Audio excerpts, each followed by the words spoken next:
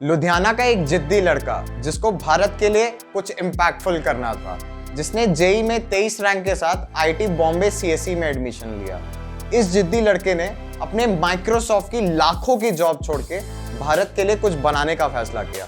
We deserve a car that defines this new India, an India that's fearless and believes in writing its own destiny. So what's our car going to be like?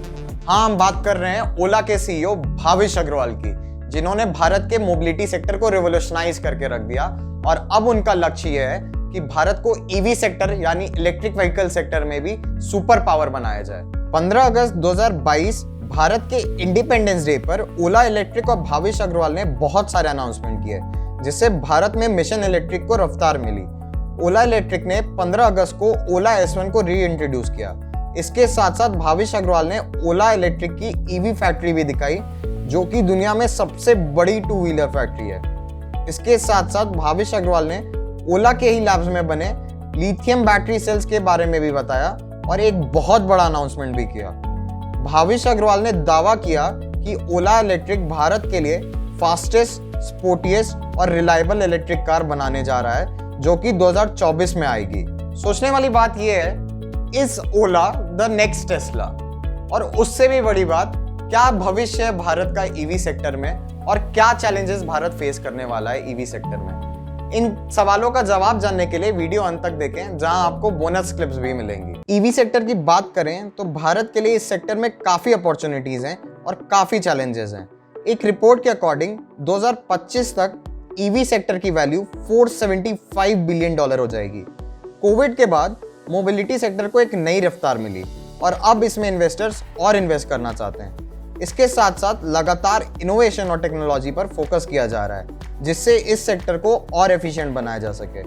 Bharat के लिए सबसे बड़ा challenge होने वाला है कि भारत एक oil driven economy है, जहां ऑयल को फ्यूल की तरह सबसे ज़्यादा इस्तेमाल किया जाता है और इस कारण यहाँ इलेक्ट्रिक व्हीकल्स को अडॉप्ट करने में टाइम लगेगा।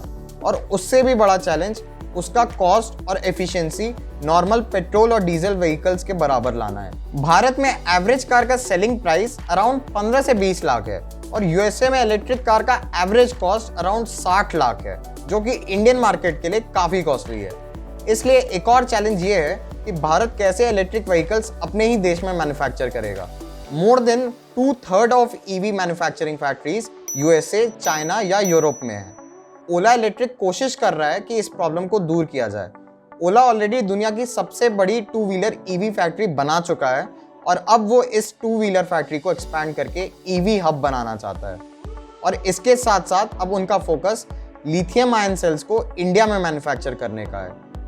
ऐसा करने में वो काफ़ी हद तक सफल भी हो चुके हैं और उन्होंने लिथियम आयन बैटरी मैन्युफैक्चर करना स्टार्ट कर दिया है। ओला इलेक्ट्रिक का टारगेट है कि वो हर साल 10 मिलियन टू व्हीलर ईवी और 1 मिलियन इलेक्ट्रिक कार और 100 गीगावाट आवर सेल्स प्रोड्यूस करें। लेकिन ओला और बाकी ईवी कंपनीज के लिए और भी बहुत सारे चैलेंजेस हैं, जिसमें पावर शॉर्टेज एक बहुत बड़ा मुद्दा है। 2021 में भारत ने 1200 मिलियन यूनिट्स की पावर सप्लाई का शॉर्टेज फेस किया, जो कि कोल की नॉन अवेलेबिलिटी के कारण हुआ। गर्मी का महीना सबसे बड़ा चैलेंज होगा ईवी सेक्टर के लिए, क्योंकि सबसे ज़्यादा पावर शॉर्टेज गर्मियों में ही देखी जाती है।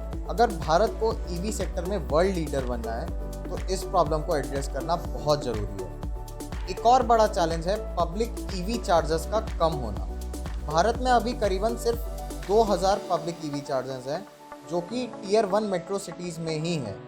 अनुमान ये है कि अगले 4 से 5 सालों में भारत को नए 50,000 पब्लिक ईवी चार्जर्स के लिए 15,000 करोड़ का इन्वेस्टमेंट करना पड़ेगा, जिससे लोगों को इलेक्ट्रिक व्हीकल्स अडॉप्ट करने में आसानी होगी। ईवी सेक्टर को रिवोल्यूशनाइज करना इतना आसान नहीं होने वाला है और इस सफ़र में काफ़ी चैलेंजेस आने वाले हैं। जब ओला ने अपनी ओला S1 Pro लॉन्च की तो उसको इनिशियली काफ़ी अच्छा रिस्पॉन्स मिला, बट उसके बाद उसमें काफ़ी प्रॉब्लम्स भी आई, जिससे कस्टमर खुश नहीं थे और कुछ हद तक लोगों का इलेक्ट्रिक व्हीकल से भी विश्वास उठ गया था। आने वाले सालों में ये देखना काफ़ी मज़ेदार होगा कि कैसे ये इंडस्ट्री अनफोल्ड करेगी, क्योंकि भारत को सुपर पावर बनना है तो एक सस्टेनेबल मॉडल के साथ आगे बढ़ना पड़ेगा। अब बात करें कि ओला भारत की टेस्ला बनने वाली है क्या, तो ये कहना थोड़ा जल्दी होगा, क्योंकि अभी तक ओला ने इलेक्ट्रिक कार नहीं बनाई है। बट जिस तरह ओला इलेक्ट्रिक तेजी से काम कर रहा है और जिस तरह भाविश अग्रवाल का पर्सनल ब्रांड ग्रो हो रहा है, शायद वो दिन दूर नहीं जब भारत के ईवी रिवॉल्यूशन को भाविश अग्रवाल लीड कर रहे होंगे। ट्विटर पे भी भाविश अग्रवाल काफ़ी एक्टिव हैं और अपने विटी और बोल्ड रिप्लाई के लिए जाने जाते हैं। पर इसके साथ साथ इलेक्ट्रिक कार सेगमेंट में ऑलरेडी कुछ कंपनीज दस्तक दे चुकी हैं, जैसे टाटा की नेक्सॉन ईवी मैक्स उसमें से एक है, जो मार्केट में 20 लाख तक की कॉस्ट में अच्छी वैल्यू प्रोवाइड कर। इसके साथ hyundai की कोना इलेक्ट्रिक और महिंद्रा भी इस रेस में पीछे नहीं है। इस पर डिबेट्स तो होते ही रहेंगे, पर आने वाला समय ही बताएगा कि क्या ओला इस सेक्टर को लीड करेगा कि नहीं। आप अपनी राय कमेंट सेक्शन में रख सकते हैं। हम वीडियो भाविश अग्रवाल के मैसेज से ख़त्म करना चाहेंगे। अभी कुछ दिन पहले ही भाविश अग्रवाल खुद IIT बॉम्बे आए थे, जहां पर उन्होंने हमसे इंटरेक्ट किया। एंड मेक श्योर लाइफ में जो भी करो पूरा दिल खोल के करो और बड़ा एम रखो, ठीक है? Alright, good to meet all of you.